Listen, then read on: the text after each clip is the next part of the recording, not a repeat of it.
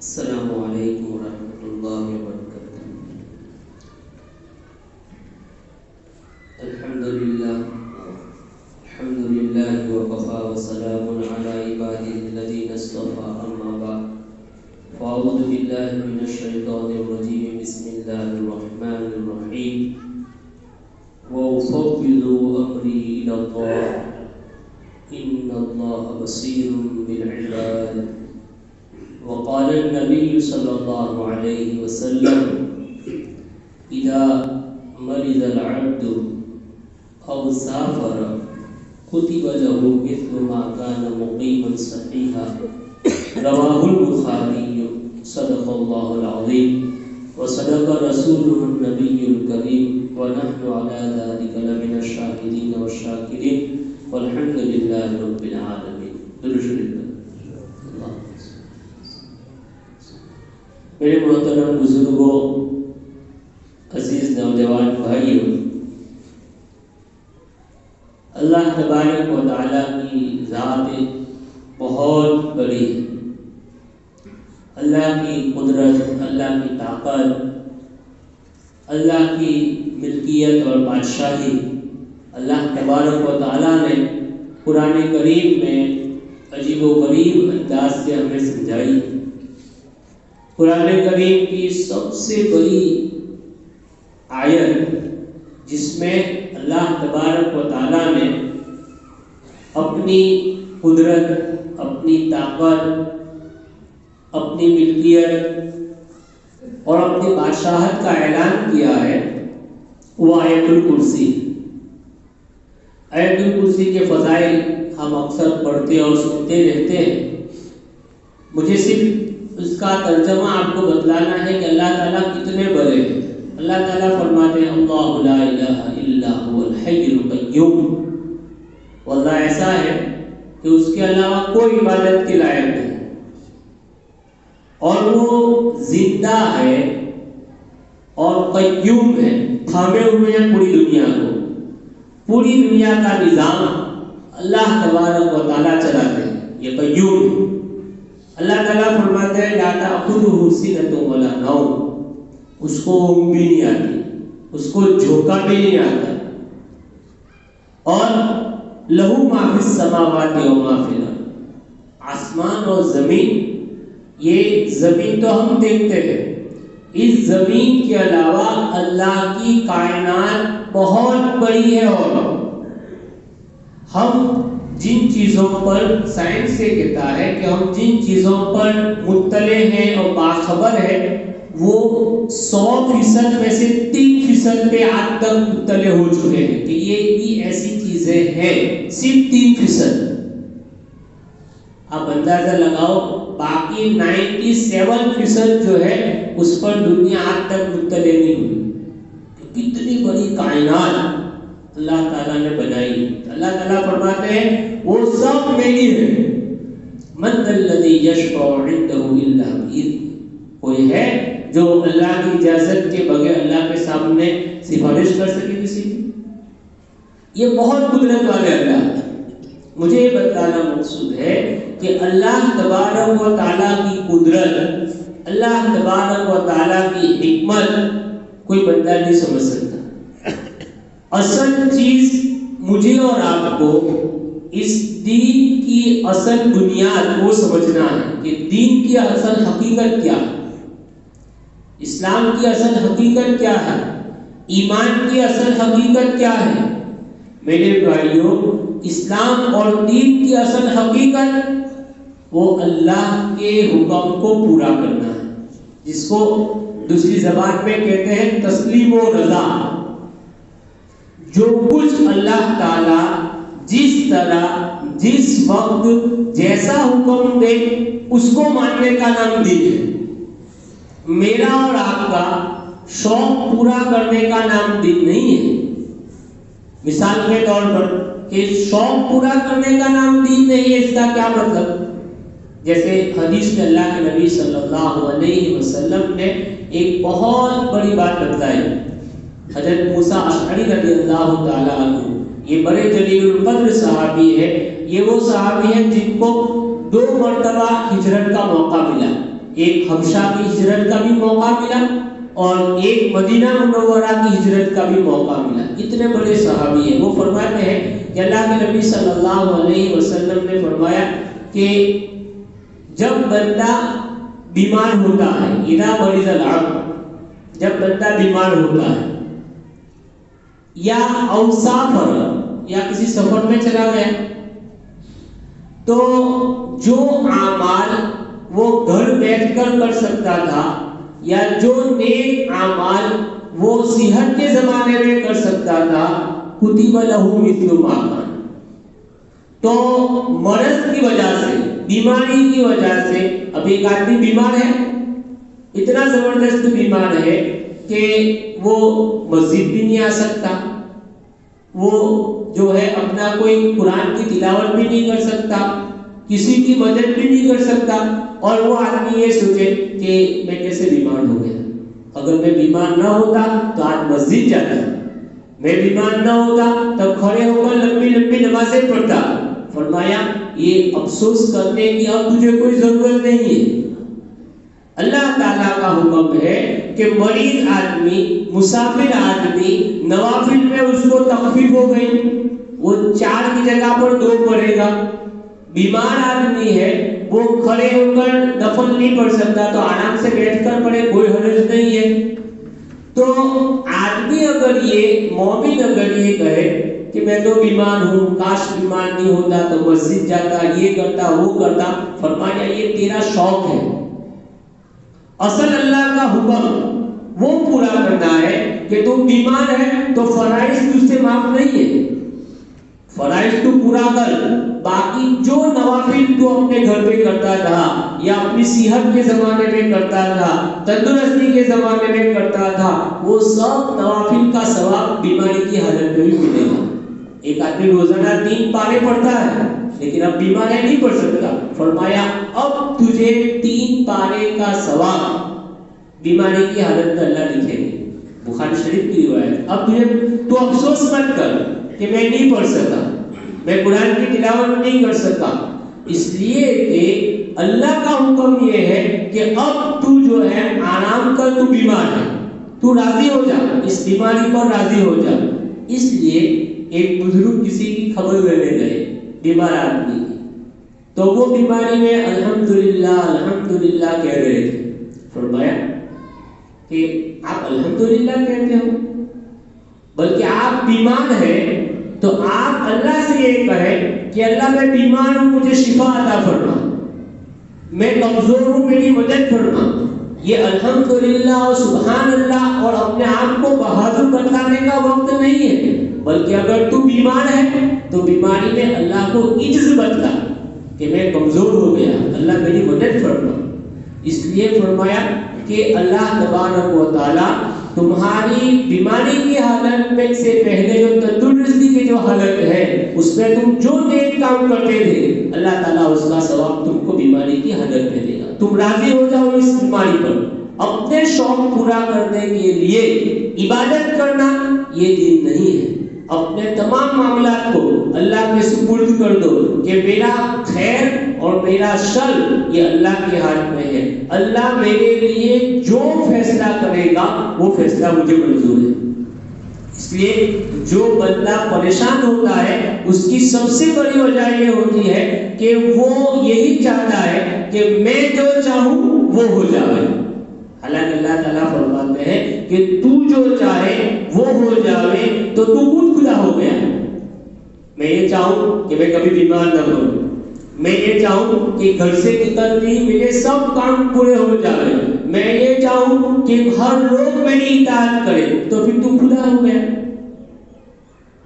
تیری ہر ضرورت پوری ہو جائے، تیرا ہر کام پورا ہو جائے، تو کبھی مجبور نہ ہو تو تو خدا بن گیا.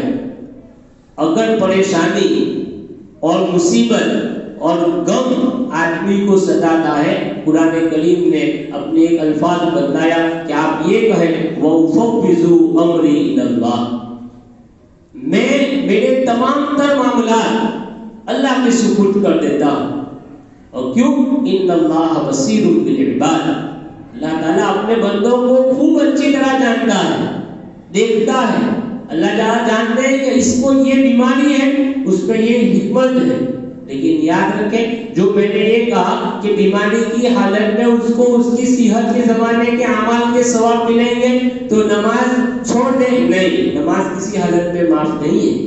اگر آپ بیمار ہیں، کھڑے نہیں رہ سکتے ہیں تو فرض نماز بیٹھ کر پڑھیں.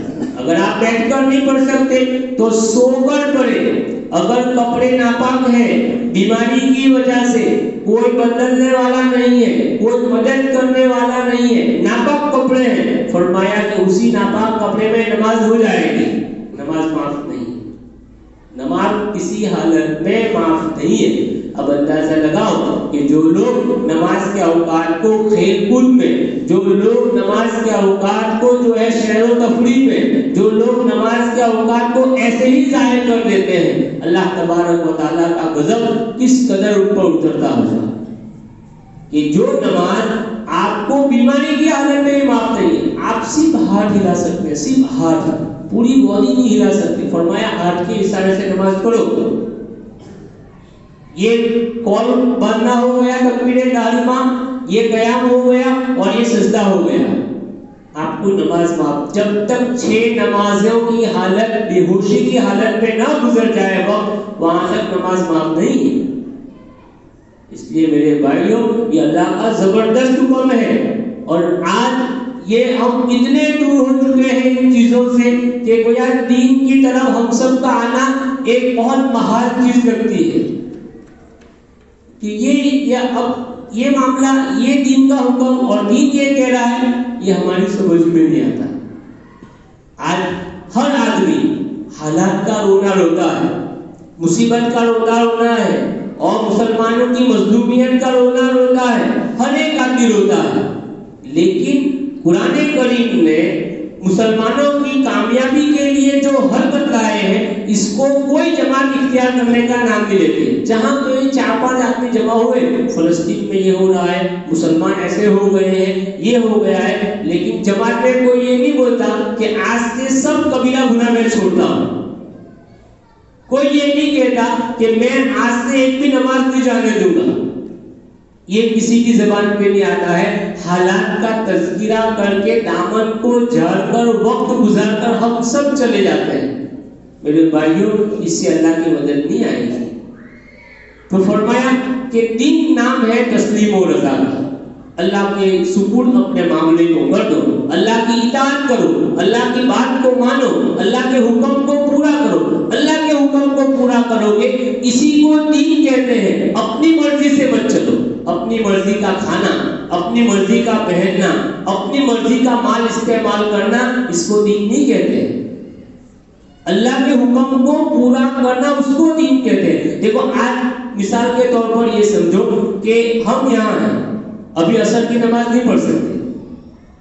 عصر کی نماز عصر کے وقت میں، آج جمعہ ہے، اب کوئی ظہر یہاں پڑھنا چاہے نہیں پڑھ سکتا. مغرب کو مغرب کے وقت میں پورا کرنا یہ اللہ کا حکم ہے. اور اسی اللہ کا حکم حج میں کیا ہے کہ اب جو ہے آپ ظہر کو عصر کے وقت میں پڑھو، اور جو ہے مغرب کو تاخیر کر کے عشاء کے وقت میں پڑھو. ایک وقت میں 2 نماز وہاں پڑھو، لیکن گھر پر رہ کر نہیں پڑھ سکتے، سفر میں بھی نہیں پڑھ سکتے. صرف حج کے موقع پر جو ہے ظہر عصر ساتھ، مغرب عشاء ساتھ. یہ ہے دین کو اللہ کا حکم پورا کرتا ہے. میرا حکم ابھی نماز پڑھنے کا ایسا ہے، اس کو پورا کرو، اس کو کہتے ہیں دین. اس لیے اللہ تبارک و تعالیٰ یہ فرماتے ہیں اپنی مرضی کو چھوڑ کر میری حکم کو پورا کرنے کا نام یہ دین ہے. جب مسلمان اور ایمان والا اس بات پر آ جائے گا میرے بھائیوں، اللہ تبارک و تعالیٰ کی مدد، اللہ تعالیٰ کی نصرت آج بھی ہمارا انتظار کرتی ہے، آج بھی. اور اللہ کے حکم کو پورا کرنے میں، اللہ کے حکم کو پورا کرنے میں میرے بھائیوں ایسی اطاعت کی توفیق ہوگی کہ آدمی حیران ہو جاتا ہے اللہ کے حکم کو پورا کرنے میں. حضرت مولانا عبدالحی فرنگی محلی رحمۃ اللہ علیہ فرماتے ہیں کہ میں میرے نانا کو دیکھتا تھا کہ وہ اپنے بستر پر جو ہے روزانہ سوتے وقت الحمدللہ الحمدللہ الحمدللہ کہا کرتے تھے. تو ہمیں تعجب ہوتا تھا. میں نے ایک مرتبہ پوچھا کہ نانا جان کیا بات ہے آپ بستر پر جو ہے بار بار الحمدللہ الحمدللہ کہتے ہیں؟ حالانکہ حدیث میں جو ہے بہت ساری دعائیں ہیں. اللہ تبارک و تعالیٰ نے نبی پاک صلی اللہ علیہ وسلم کے ذریعے سے اتنی بہترین دعائیں ہمیں سکھلائی ہے. فرمایا حضرت انس رضی اللہ تعالیٰ عنہ کی روایت ہے کہ اذا اتی رسول اللہ صلی اللہ علیہ وسلم علی فراشہ یقول الحمدللہ الذی اطعمنا وسقانا وکفانا وآوانا وکم ممن لا کافی لہ ولا مؤوی. اللہ کے نبی صلی اللہ علیہ وسلم نے فرمایا آپ صلی اللہ علیہ وسلم کا یہ معمول تھا کہ آپ بستر پر جب آتے تو جیسے یہ دعا ہم پڑھتے ہیں روزانہ کی سونے کی دعا اللہم بسمک اموت واحیا، اسی طریقے سے یہ دعا پڑھتے تھے کہ تمام تعریفیں اس اللہ کے لیے ہے جس نے ہمیں کھانا کھلایا، آج پورا دن مجھے کھانا کھلایا، وسقانا اور پورا دن مجھے پانی پلایا، اور مجھے رہنے کے لیے گھر دیا، مجھے پہننے کے لیے کپڑے دیے. کتنے لوگ آج دنیا میں ایسے پڑے ہوئے ہیں. یہ رسول اللہ صلی اللہ علیہ وسلم اللہ سے یہ دعا مانگتے ہیں، اللہ کا شکریہ ادا کرتے ہیں کہ کتنے لوگ آج دنیا میں ایسے ہیں کہ جن کو سونے کے لیے بستر نصیب نہیں ہوا. میرے پاس بستر ہے، میرے پاس کمبل ہے، میرے پاس پنکھا ہے. میرے بھائیوں یہ دعا کا استحضار آج اگر ہمیں ہو جاوے تو ہمارے ہاتھ دوسروں کے لیے اٹھیں گے، پھر ہمارے ہاتھ مظلوم فلسطینیوں کے لیے اٹھیں گے کہ جن کے پاس آج کچھ بھی نہیں ہے، جن کی لاشوں کو دفن کرنے کے لیے کوئی نہیں ہے، ایسے ہی لاشیں چل رہی ہے مسلمانوں کی، جن کے لیے رونے والی آنکھ بھی آج ہمارے اندر نہیں ہے کہ ان کے لیے کوئی ہاتھ اٹھا کر دعا کرے، کیونکہ وہ تو وہاں ہو رہا ہے. ہمیں تو یہاں ہوٹلوں کو آباد کرنا ہے، یہاں تو شادیوں کے مندروں کو آباد کرنا ہے، یہاں اچھے اچھے کپڑے ہمیں پہننا ہے، ہمیں تھوڑی پریشانی ہے. لیکن ہمارے وہ بھائی جن کو کھانا تک نصیب نہیں ہوتا، دوا تک نصیب نہیں ہوتا، رسول اللہ صلی اللہ علیہ وسلم اس نعمت کا شکریہ ادا کرتے ہیں. وَقَمْ مِمَّنْ لَا كَافِيَ لَهُ وَلَا مُؤْوِي. آج کتنے لوگ ایسے ہیں جن کے پاس نہ کھانا ہوگا، نہ بستر ہوگا، نہ ٹھکانہ ہوگا. تو فرمایا کہ میرے نانا یہ دعا کرتے تھے الحمدللہ الحمدللہ. میں کہتا تھا کہ نانا جان یہ دعا کیا پڑھتے ہیں آپ، کس پر الحمدللہ؟ فرمایا پورا دن تو مشغولی میں گزر چکا، اب سوتے ہوئے اللہ کی پوری دن کی نعمتیں جو مجھ پر ہوئی اس پر اللہ کا شکریہ ادا کرتا ہوں کہ اللہ تیرا شکر ہے کہ تم نے یہ نعمت دی، آج یہ نعمت دی، آج یہ نعمت دی. اگر یہ نعمتیں نہ ہوتی تو نہ معلوم میں کتنا پریشان ہو جاتا. فرمایا اسی دن سے میں نے میری زندگی کا یہ معمول بنا لیا کہ میں روزانہ رات کو اللہ کی تمام نعمتوں کا جتنا مجھ سے ہو سکتا ہے میں استحضار کر کے الحمدللہ کہتا ہے. تو دین میرے بھائیوں اللہ کی اطاعت کو اور اللہ کے حکم کو پورا کرنے کا نام ہے. اپنی مرضی اپنے شوق کے پورا کرنے کا نام دین نہیں ہے. حدیث میں بھی ہے اور واقعہ مشہور ہے کہ اللہ کے نبی صلی اللہ علیہ وسلم کے زمانے میں یمن سے ایک آدمی نے اللہ کے رسول صلی اللہ علیہ وسلم کی خدمت میں یہ کہنا بھیجا کہ اللہ کے رسول صلی اللہ علیہ وسلم مجھے آپ کی زیارت کا اور آپ کی ملاقات کا شوق ہے، اگر آپ اجازت دیں تو میں آپ کی خدمت میں حاضر ہو جاؤں اور صحابی کا لقب یہ مجھے مل جائے. اللہ کے نبی صلی اللہ علیہ وسلم کی طرف سے یہ خبر جاتی ہے کہ آپ یمن سے آ رہے ہیں، آپ کے ماتحت کسی کا کوئی حق ہے؟ فرمایا کہ میری ماں کا حق ہے، ان کی خدمت کرنے والا کوئی نہیں ہے، ان کی دیکھ بھال کرنے والا کوئی نہیں ہے. فرمایا صحابی بننے کی کوئی ضرورت نہیں ہے، صحابی مت کرو، میری زیارت مت کرو، ماں کی خدمت کرو. اللہ کا حکم پورا کرنے کا نام دین ہے. اس صحابی نے ایسا نہیں کہا کہ اللہ کے رسول آپ نے نہ کہہ دیا پھر بھی جو ہے میں چپکے سے آپ کی زیارت کر کے صحابی بن جاؤں. اور اتنا بڑا لقب کہ دنیا کا کوئی بھی کتب و انداز جو ہے صحابی کے درجے کو نہیں پہنچ سکتا. ادنا صحابی کے درجے کو نہیں پہنچ سکتا، اتنا بڑا مقام حاصل کر فرمایا نہیں، خدمت کی ماں کی۔ جب انتقال ہوا اللہ کے نبی صلی اللہ علیہ وسلم نے فرمایا حضرت عمر رضی اللہ تعالیٰ عنہ سے کہ عمر، تمہارے دور میں، تمہاری خلافت کے زمانے میں قرن سے ایک آدمی آئے گا، اللہ تعالیٰ نے میرے حکم کو پورا کرنے میں، ماں کی خدمت کے سلسلے میں اس کو وہ مقام عطا فرمایا ہے کہ کل قیامت کے دن جب لوگ جنت میں جائیں گے، اویس کو جنت کے دروازے پر روک دیا جائے گا اور فرمایا کہ آپ یہاں کھڑے رہو۔ حضرت اویس کرنی رحمۃ اللہ علیہ فرمائیں گے کہ مجھے کیوں روکا گیا؟ فرمایا کہ وہ جہنم کے لوگ ہیں، اللہ کے حکم کو پورا کرنے میں، ماں کی خدمت کے نتیجے میں اللہ نے تم کو وہ مقام دیا ہے کہ یہ جتنے جہنمی ہیں، جس کی تم سفارش کرو گے اللہ ان کو جنت میں بھیج دے گا۔ یہ ہے دین میں اللہ کے حکم کو پورا کرنے کا مقام، اللہ کی مدد۔ پھر فرمایا حضرت عمر رضی اللہ تعالیٰ عنہ سے کہ جب وہ تمہارے زمانے میں حج میں آوے تو تم اور علی دونوں اپنے لیے دعا کروانا، اس لیے کہ اللہ نے ان کو وہ مقام عطا فرمایا ہے کہ اویس کرنی جب اپنے ہاتھ کو اٹھاتے ہیں اللہ پاک اس ہاتھ کو خالی واپس نہیں لوٹاتے ہیں۔ چنانچہ حضرت عمر رضی اللہ تعالیٰ عنہ اپنے زمانے میں جب ایسے ان کا جب دور آیا 12 سال تک جو ہے ان کو تلاش کرتے رہے، کوئی قبیلہ عطا فرمایا، آپ صلی اللہ علیہ وسلم نے اتنی تاکید سے بتایا کہ وہ آدمی یمن سے آئے گا، مراد قبیلے میں سے ہوگا، قرن اس کی صاحب ہوگی اور اس کا نام اویس ہوگا۔ اتنی تاکید بتائی رسول اللہ صلی اللہ علیہ وسلم نے۔ حضرت عمر رضی اللہ تعالیٰ عنہ ہر سال یہ پوچھتے تھے کہ بھائی یمن کے حاجی کون ہے؟ کہا یہ ہے۔ کہا تم میں سے مراد قبیلے کا کوئی ہے وہ کھڑا ہو جائے، اور پھر فرمایا کہ پھر قرن قبیلے کا تم میں سے کون ہے؟ فرمایا ہم لوگ۔ فرمایا تم میں اویس نام کا کوئی آدمی ہے؟ ایک مرتبہ ایک موقع پر جو ہے ایک آدمی کھڑا ہوا، فرمایا کہ وہ میرے چچا کا لڑکا ہے، وہ میرا بھتیجا ہے، معاف کرنا، وہ میرا بھتیجا ہے۔ فرمایا کہاں ہے وہ؟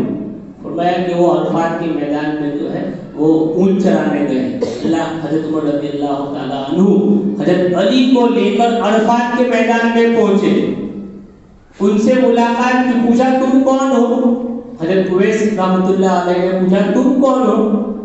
کہا کہ میں حضرت علی رضی اللہ تعالیٰ عنہ نے فرمایا کہ ہم اس لیے آپ کی تحقیق کر رہے ہیں کہ میں علی ہوں اور یہ امیر المومنین حضرت عمر فاروق رضی اللہ تعالیٰ عنہ، اور اللہ کے رسول صلی اللہ علیہ وسلم نے فرمایا تھا کہ جس وقت اویس حج میں آوے ان کے لیے عمر تو اور علی دونوں دعا کروانا، اللہ پاک ان کی دعا کو رد نہیں کریں گے۔ یہ مقام ہے میرے بھائی اللہ کے حکم کو پورا کرنے کا۔ تو پوری بات کا خلاصہ میرے بھائیوں یہ نکلا کہ دین اصل نام ہے اللہ کے حکم کو پورا کرنے کا۔ آج میں اور آپ اللہ کے حکم کو پورا کریں، شوق کے لیے دین پر نہ چلے، اللہ کا جو حکم جس وقت جیسا ہے جس طرح ہے اس کو پورا کریں گے تو اللہ کی مدد آئے گی، اللہ ہم سے پیار کریں گے، اللہ ہماری پریشانیوں کو دور کریں گے۔ اللہ تبارک و تعالیٰ مجھے اور آپ کو دین پر چلنے کی توفیق عطا فرمائے۔ دوسری ایک بات یہ ہے کہ انشاءاللہ ہمارے علاقے کا جو اجتماع موسادی گاؤں میں ہے 10، 11، 12 کو، تو سبھی حضرات جو ہے فکر کے ساتھ وہاں پہنچنے کی کوشش کریں۔ انشاءاللہ جمعہ کے دن نماز سے پہلے 10 بجے دعا ہو جائے گی، تو اپنی ضرورت سمجھ کر اپنے گھر والوں کو، چھوٹے بڑے جو ہے ہمارے مرد حضرات وہ وہاں پہنچے اور زیادہ سے زیادہ اللہ کے راستے میں نکلنے کی فکر کریں، دعاؤں کا اہتمام کریں۔ میرے بھائیو حالات سخت سے سخت ہوتے جا رہے ہیں اور ہم جتنے حالات آتے ہیں اتنے سخت دل بنتے جا رہے ہیں۔ یہ بڑی تعجب کی بات ہے، یہ تعجب کی بات ہے۔ ہونا تو یہ چاہیے کہ ان حالات میں رجوع الی اللہ ہو، لیکن رجوع الی اللہ کی آج جو ہے ہم میں